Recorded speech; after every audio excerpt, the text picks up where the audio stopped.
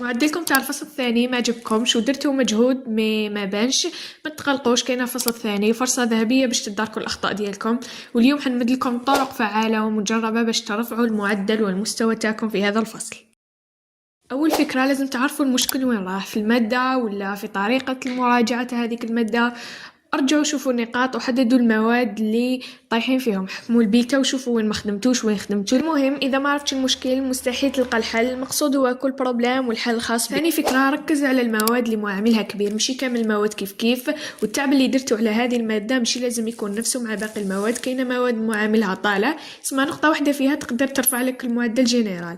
يعني لازم تعطيها وقت كثر وتركيز كثر ومراجعه مستمره. الفكره الثالثه سيكو لازم تراجعوا بانتظام ماشي بالفوضى. المراجعه ماهيش بالحجم الساعي ولا حجم الساعات، وبل بالتركيز وقدرة الفهم الجيد. اسمها ديروا 30 ولا 40 دقيقة مراجعة مليحة، أفخي دو راحة 10 دقائق. هذه الاستراتيجية والخطة البسيطة خير من 3 ساعات وانت تسي تفهم ومخك مسكر. رابع فكرة، حضر للفروض قبل وقتها. كي تدخلوا الفصل الجاي ما تغلطوش كما الفصل اللي فات، يبقى راجعوا للفروض وما تستناوش حتى ليلة الفرض.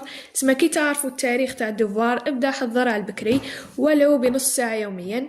هكذا تدخلوا الفرض وانتم مرتاحين وما يكونش عليكم الضغط. الفكرة الخامسة سيكو لازم تفهم قبل ما تحفظ. الحفظ وحده ما يكفيش، افهم الدرس اللي خصو بيديك وجاوب على مختلف الأسئلة وحل دي سوجي. واسهل طريقة باش تعرف روحك باللي فهمت ولا باش تثبت الحفظ ديالك، جرب تشرح الدرس بصوتك وكأنك تشرح لكاش انسان، واذا عرفت تشرحه عرف باللي راك فور في المادة ولا في هذاك الدرس. استغلال النقاط السهلة تحت شعار ذكاء ماشي تاب. كاينه حاجة بزاف يتغافلوا عليها التلاميذ، تمثل مثلا المشاركة في القسم، الواجبات، دفاتر مرتبة. هذو كامل نقاط تقدر ترفع المعدل بلا ضغط كبير. اسمها ماشي غير الفروض اللي تقدر تصنع الفرق في المعدل.